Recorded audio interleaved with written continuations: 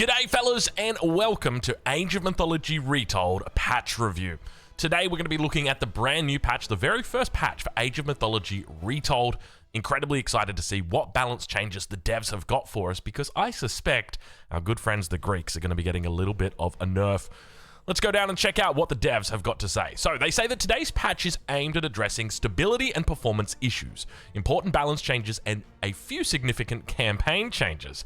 Thank you for playing and keep the feedback coming. All right, let's dive on in and take a look at what we've got. So stability and performance. Fixes for many of the most commonly experienced and reported crashes.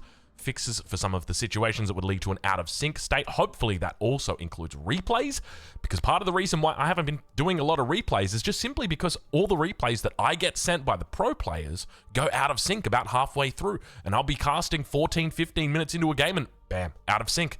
What do we do? Well, hopefully that fixes it. Minor performance improvements throughout the gameplay, now playable on the Microsoft Store with the ROG Ally, Legion Go, and when using a wireless Xbox 360 controller, and many other minor fixes and improvements, and with more to come from your continued player feedback. Developers note, thank you to everyone submitting bug splat reports. There you go. Localization, couple little updates, achievements, a little few fixes for that. Graphics, fixed visuals that would flicker after finishing a match to show an outdated state. Audio, battlecry sounds are properly played when using boost abilities. UI, the tech tree is now accessible from the Learn tab. Minor updates to how stats are shown. Jeez, be careful of the chats. Are shown in the compendium. And hotkeys. Sky Passage Foundations can no longer eject units using a hotkey. I don't know if that's a good thing or a bad thing. And then a couple of updates for controller and Xbox. Pause it if you want to take a look. Otherwise, we're moving on, baby. We're quickly going through all of these until we get to the balance changes. Gameplay fixes. Favor is no longer shown in temples for non-Greek players, which makes sense. Attempting to pick up relics before a temple is built will show that a temple is required. This is a really good change because sometimes you get confused. Why can't I pick up this relic? And it's because you don't have that temple yet. Trained units garrison into a gather point target if set to a garrisonable unit, or building rather. So if you set your target to a hill fort, then they will then garrison into that building. Pretty cool. Removed rally point icon for buildings without that functionality. Villagers ordered to attack move will no longer go to an idle state and become stuck in some situations. First of all, I didn't even know that you could attack move with villagers, but that sounds pretty good, especially if you're just getting raided by a couple of cavalry. You just want them to attack move. I wonder if you can combine that with like a shift state, attack move, and then go back to work. That'd be nice. Fixed villagers occasionally getting stuck on animal carcasses. This is a really big one, and this is something that I found whenever I was doing my build order practices and I'd go back and watch the replays, that I'd see my villagers getting stuck on animal carcasses. It would not say that they were idle, but it was saying that they were working, but they weren't. They were just standing there. Anyway, good little change. Gullimbursties properly spawn when cast over an untouched farm foundation instead of nothing happening. Nice little change. Relics picked up by a hero no longer return to the original position when a hero dies on land and no suitable position is found. Interesting. Units not thrown by the Centamanus shockwave attack due to size class constraints are no longer damaged twice. That's a funny one.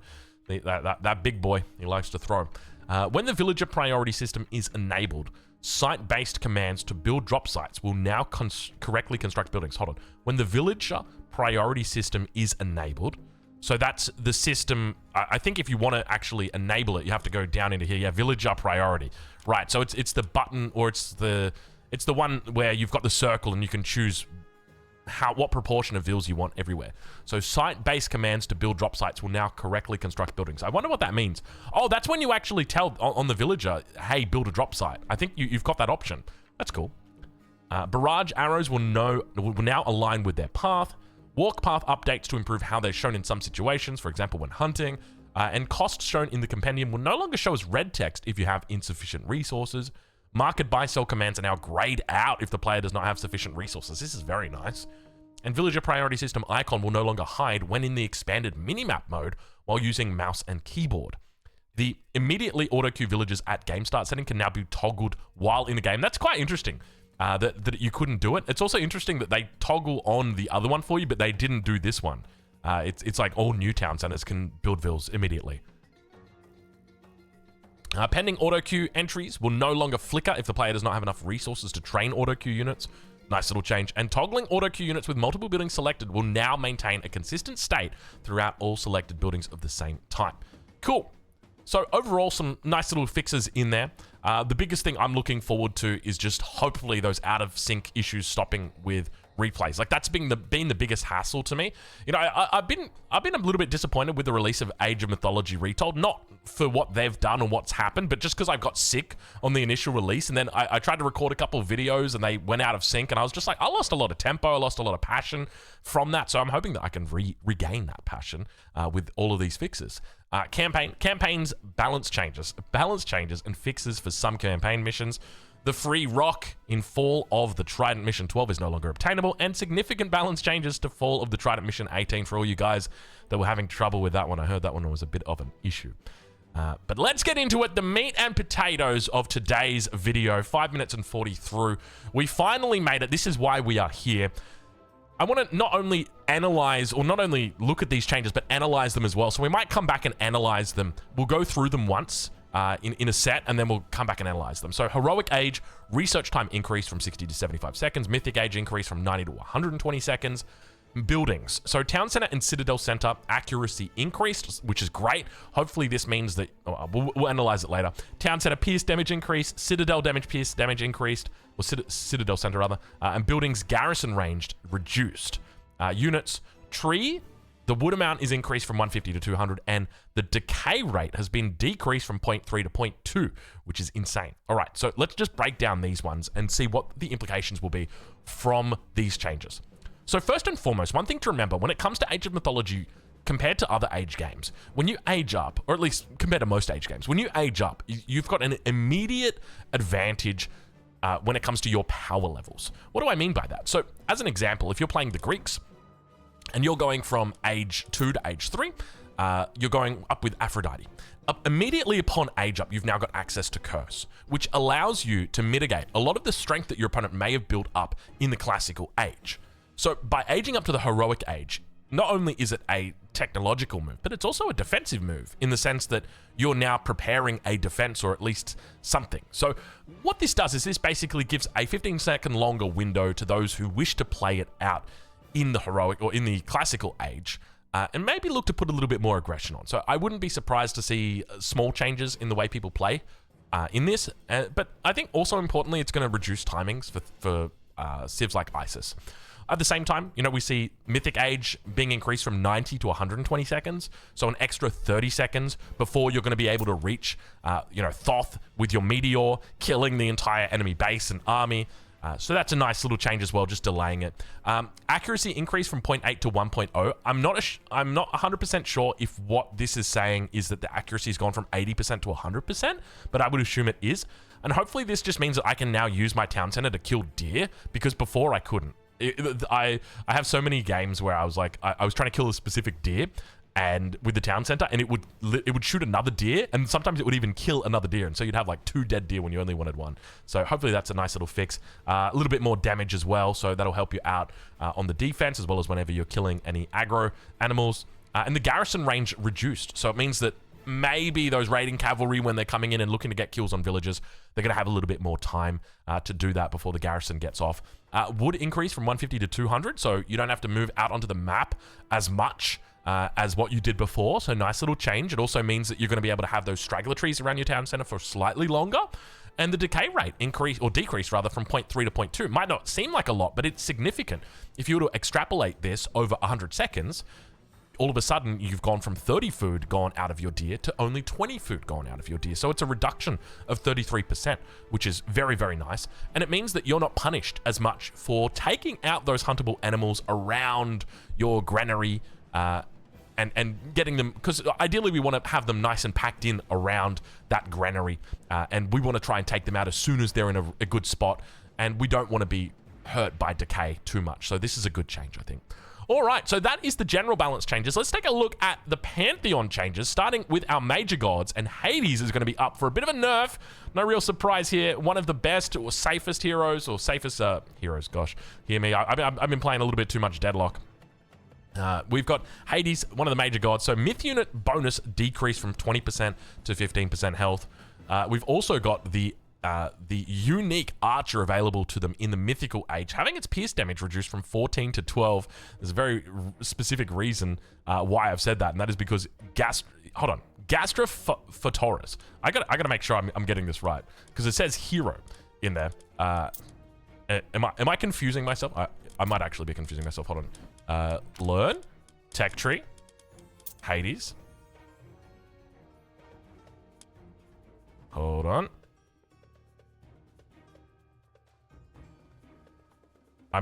Where is it? Hold on. Here's the fortress. The Perseus? That's not what I'm looking for. I'm looking for... Why can't I see it? Is it not available? Hold on. Why is it not there? I'm so confused. It's available at the fortress. I'm blushing right now.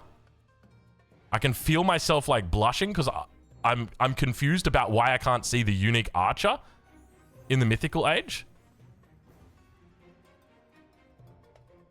Am I going crazy right now? Where is it? Hold on. What about Zeus? Can I see Zeus's?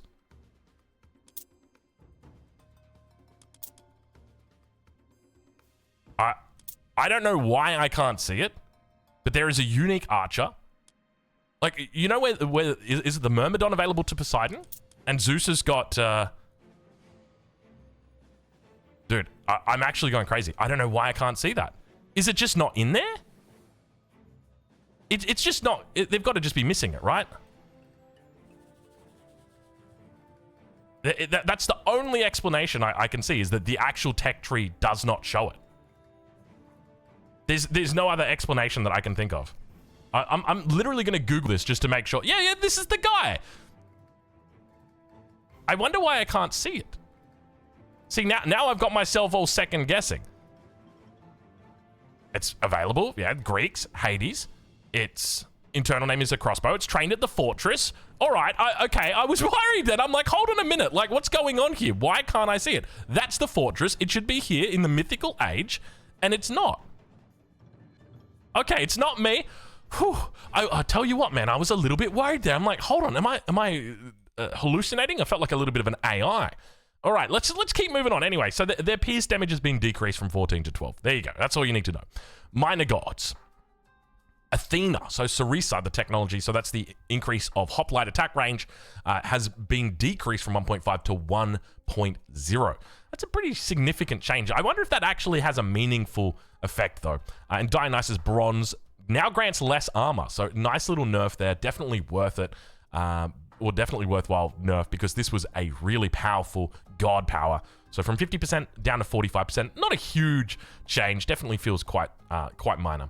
Myth units, the Minotaur, the cost has been increased from 150 gold, 14 favor, to 180 gold, 15 favor. Big increase right there, as well as the pierce armor being decreased. So Minotaur getting a nice little nerf.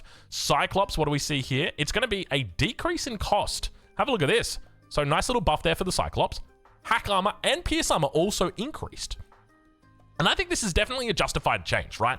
If we're thinking about, you know, the difference between Ares and Athena, I'm almost always going to be going for Athena. Athena's great for a number of reasons. I think the big one for me is not necessarily the myth units, but rather the god powers. And if I've got to decide between these two, I can always see a situation where I'm going to be using Restoration. Whereas Pestilence, it's going to be a little bit of a different story. So I think this is definitely a great change to try and push Ares to be a little bit stronger, because at the end of the day, when you choose these minor gods, you're not always choosing them for the god power. There's always going to be components. You know, the technologies, as an example, this technology, Daimo's Sword of Dread, enables the Hippospist. Hippospist. I got to make sure I get that right. Hippospist. You know, it enables it an age early, but it's not something that we really consider when we're looking at it, because, you know, from the perspective of Athena, we just see Restoration and we go, this is amazing, that's what I want. So, nice little change here. Hydra and Scylla for Dionysus now gain additional heads after inflicting the following amounts of damage. So, they've nerfed this one up, so Greek's getting nerfed again. So, head 2, head 3, head 4, and head 5. So, it takes longer for these heads to come through now. And the Chimera through Artemis has been adjusted, so hit point decrease, special attack, divine damage decrease, and special attack now inflicts 0.25 damage versus heroes. Definitely a good change right there. Let's take a look at human units. So keep in mind, this is for all the Greeks. So Toxotes, train time increase from 12 to 15 seconds. The Peltas cost has been increased. A little bit of wood extra cost. Peltas train time increase as well from 9 to 10. Hippospist, The rate of fire has been slowed from 1.1 to 1.2 seconds for each attack. Very well worded, because this can be quite confusing when if you reduce the rate of fire, did you speed it up or did you make it? You get the picture, right? So you could be really careful with these. The Helipolos, hit points decreased ever so slightly, and the Petrobolas, damage bonus versus ships increased. Very specific. Not going to be a huge amount of interactions that we see that happening. And the Pentaconta, hit points increased from 330 to 350. Nice little buff there for the Pentaconta. And then buildings, the Fortress Pierce damage has been increased or decreased from 13 to 9. I think this is in line with the general changes for, for Citadel Center, Town Center, increasing that, but obviously decreasing everything else. So overall, if we take a look at the changes to the Greeks, we definitely see across the board nerfs, right? Specifically for Hades, we see that immediate bonus to myth units being a massive, or not a massive reduction, 20 to 15%. It's not huge, but we can see that reduction for Athena. I think the biggest thing though is they're trying to bring Cyclops. They're trying to make Cyclops cool, and I don't know if this is going to be able to do it. Overall, these aren't huge nerfs to the Greeks. I think, to be honest, I think the biggest thing that will hit Greeks isn't actually any of their Civ-specific changes, but rather it's going to be the balance changes for Heroic Age, because the Greeks love to go for that nice little timing attack in the Heroic Age, whether that be through Hades and a big ball of archers and the ballistics timing. That's obviously very powerful, but now it's delayed slightly by 15 seconds, and that just gives your opponent more time to either prepare or gives them time to set up that defense. So let's move on now to our Egyptian Pantheon major gods, the set changes. So hit points have been reduced by 25%, rounding to the nearest 5. So the animals of Set have always been scary, but they are especially scary at the moment. Not so much scary anymore. Ra, empowerment. So priest and pharaoh empowered monuments now empower at 70% the strength of a pharaoh. It was previously 60%. I wonder how much this actually changes things, because when a pharaoh empowers, he's providing, I think it's a 20% boost. It could be 30%. So it 70% versus 60%. I don't really know what the difference is going to be when it comes to the drop-offs.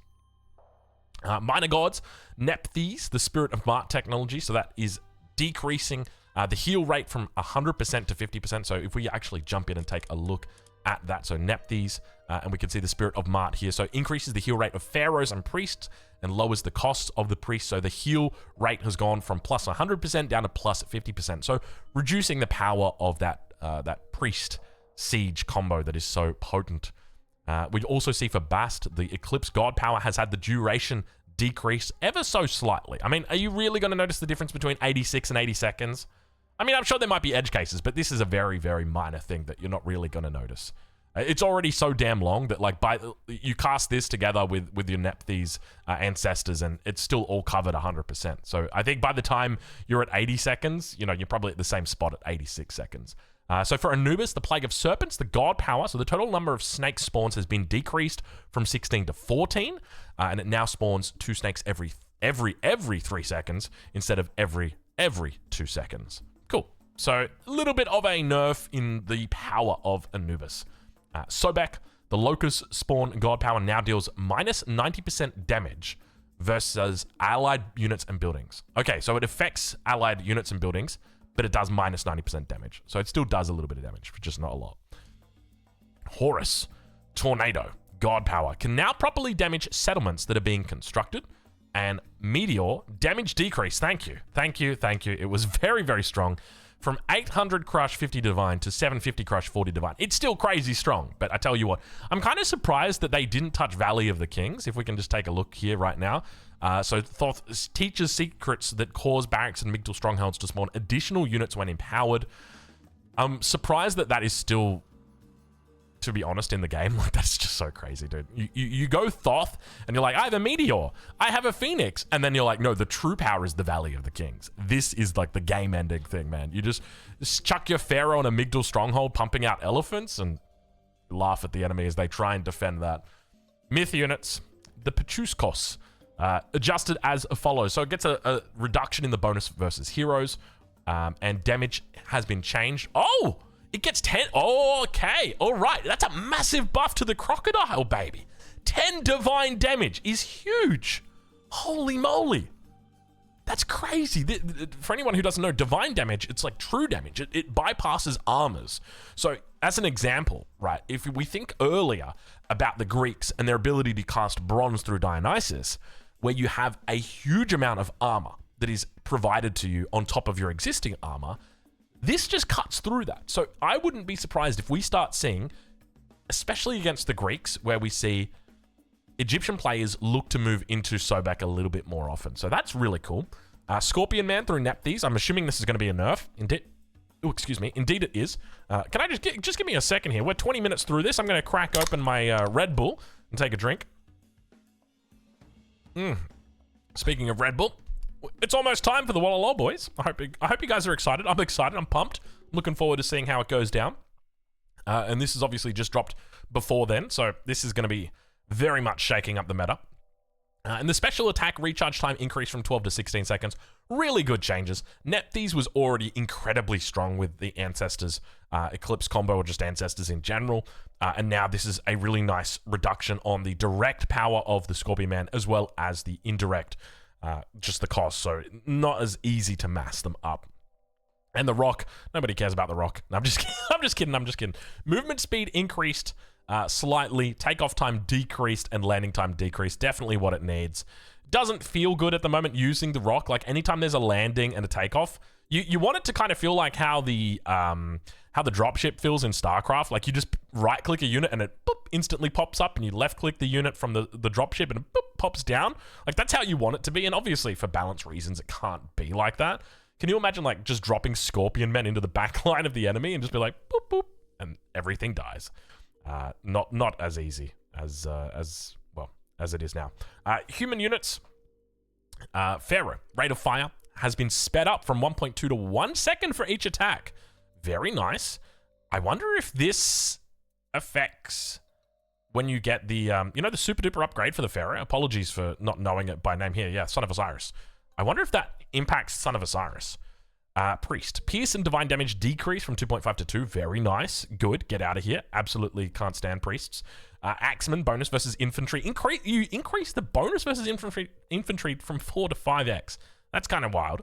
Chariot Archer, bonus versus infantry increase from 1 to 1.25. Siege Tower, crush armor increase from 50 to 60%. Ramming Galley, hit points increase from 300 to 320. Oh, interesting. So they're boosting this across the board. So that's cool to see. It must be that they saw that unit was underperforming in the Triangle of Life. Leviathan, bonus damage against myth units increased, and War Turtle, bonus damage against myth units increased as well. And the buildings, the Migdal Stronghold has had its damage decrease, as we suspected, and the Isis Monument, God power blocking radius increased from 20 to 25. Very, very cool. All right, so now we move on to the Norse Pantheon, and we see Freya, and immediately what jumps to my mind is there's going to be nerfs. There's going to be big nerfs, because every single video I posted, everyone in the comments was saying, this god is completely broken. I can't wait for them to nerf it. Let's see what they actually did. All right, Freya's Gift now grants 10% hit points to all units, previously granted 25% hit points. So interestingly, it's all units now, so it's not just heroes and human soldiers. So this includes myth units, but it's only 10% and not 25%. So to be honest, this goes from being a technology that I couldn't wait to get to being a technology that's, yeah, look, I'll get it when I can, but I'm not going to go out of my way to get it. That's a massive nerf, right? And that was a part of Freya's identity, right? Was Freya's Gift. So definitely feels a bit disappointing, but understandably, in the late game, it became way too powerful. Gulumbursty. Gulumbursty can no longer be teleported through Ptah's shifting sands god power. That's very funny. That must have been a 2v2 strat that people were using. You know, I'm going to cast Gulumbursty and then you teleport him over to the enemy base. Very, very funny. That is cool. He can still travel through the underworld, though. There you go. Minor gods. So, was that all they did to Freyr? I mean, maybe they nerfed him in other ways through minor gods. Maybe that's the play. Okay, let's take a look. So, the Asgardian hill fort god power. They fixed a bug where ox carts were unable to garrison. Really? That's it? Okay, interesting. Bragi, flaming weapons god power. Favor cost now increases by plus 50 each cast instead of plus 25. So not directly reducing the power of flaming weapons, but rather the subsequent uses. Njord, walking woods adjusted as follows. The number of trees transforming into walking trees decreased from 8 to 7. And the starting cost decreased from 150 favor down to 100 favor. Okay, so a little bit of a nerf up front, but a little bit of a buff in long term. Definitely overall, you'd have to say it's a nerf, because arguably the majority of games, you're only going to be really using this god power once. So you'd have to argue that it is a nerf. Not a hugely significant one, but, you know, the difference between 8 and 7 is pretty big in the sense that if you were to imagine 8 walking woods all lined up, or walking trees all lined up, versus 7, you've got to remember that that 8th one is the last one alive in every circumstance, and it is dealing damage the entire time. And therefore, it's getting the most value. So going from 8 to 7 might not seem like a lot, but I would argue it's a pretty big nerf. Hero, so for Boulder, the Ragnarok, so this doesn't affect Freyr. This is the Hero of Ragnarok hack damage decrease from 9 to 8. Very nice change because Ragnarok is not fun. And Fimbulwinter, the duration has been decreased from 42 down to 38 seconds. So nerfing, again, some of these big ticket items in the mythical age. We also see Vidar with the Inferno God power. Fenrir. Okay. What is this? Fenrir, the great firewolf and harbinger of doom, devourer of the sun, breaker of chains, scourge of the 9 realms, bane of the gods, and herald of the end of times. Well, before detonating, his trample attack now inflicts 30 hack. Who wrote these patch notes? And can I just shake your hand right now? That was well done. Fenrir, well before detonating, his trample attack now inflicts 30 hack damage per tick to those foolish enough not to get out of his path. Previously 40. I really hope that you do this every single time. Myth units, the rock giant health has been decreased. Okay, there we go. That's a big nerf. So from 1,000 down to 900. I'm not going to say it's a big nerf, but it's definitely like a reasonable nerf that specifically hits Freyr. So that's definitely good. Human units, portable ram, crush armor, increased. You increased the... Oh, no, it's crush armor. That's okay. Crush armor. Oh, God. I thought it was all the other armor. From 50 to 60%. And the Drekki hit points increased from 300 up to 320. Buildings. Hill Fort. As we suspected, the pierce damage decreased from 8 down to 7. So overall, nerfs pretty much across the board for Freyr, mainly targeting the god powers. Specifically, I think the big one is Ragnarok getting nerfed, because this is quite a big strategy that a lot of the Norse players love to go for, the big Ragnarok play. Also, the Walking Woods nerf, very slight, but it does add up. And then, of course, the nerf to the Rock Giant as well. Definitely the right call, because that guy was fierce. We'll say that much. All right, let's move on to the Atlantean. So we've already taken a look at all of the previous 3. So we've seen the Egyptians, we've seen the Greeks, we've seen the Norse. Now, my suspicion with the Atlanteans is that we're going to get buffs. These guys just did not feel like they were getting played anywhere near the amount the other ones were getting played. I couldn't find a Gaia game at all, dude. No one is playing Gaia, even only on water maps, dude. And it's frustrating, right? As a Gaia main, not to be able to watch Gaia. Because, you know, when I'm casting Age of Empires 4, I love watching the Chinese, the English, because those are my main civs. So, yeah, painful. Anyway, let's take a look. Oranos. Bonus now reads as follows. No changes were made. This is just clarifying text adjustment. Can build a new sky passage each age. Units can enter sky passages to instantly travel between them. Units all have +4 line of sight. Oracles generate +25% favor at full line of sight.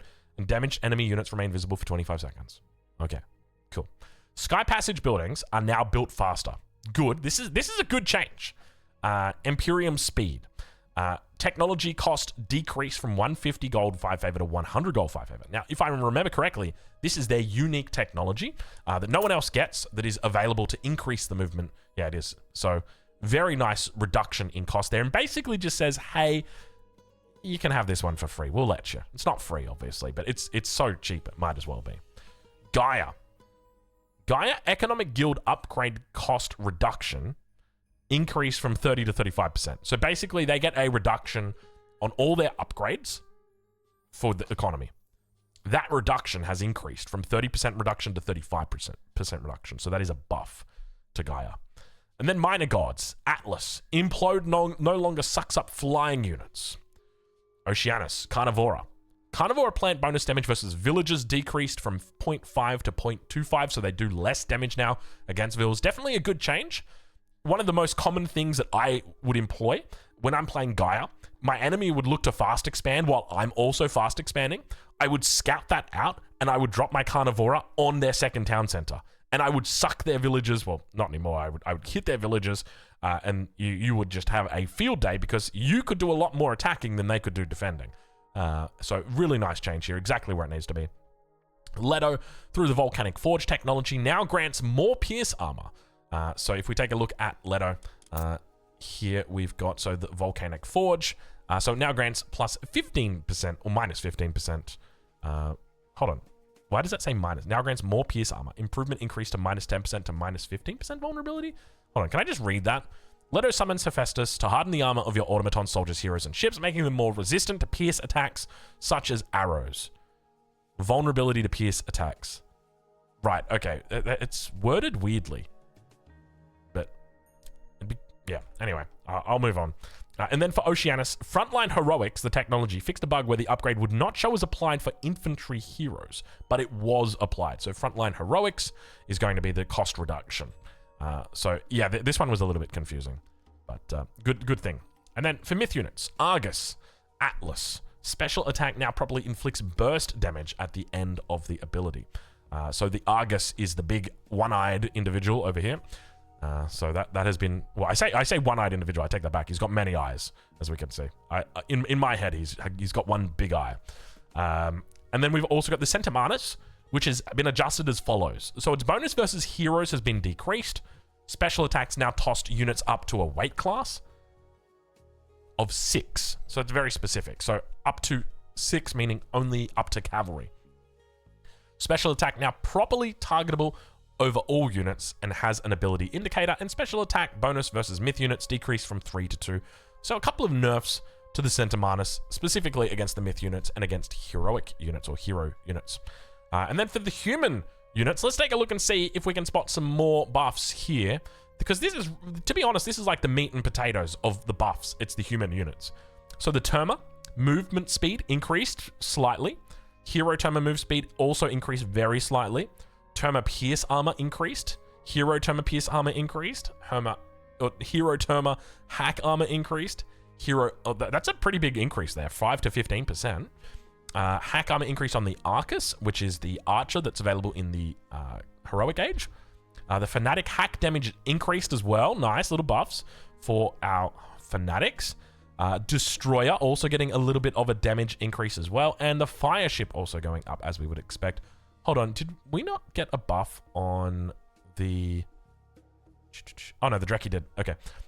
I was like, I thought I missed it. But yeah, it's a buff on the ship. And then buildings.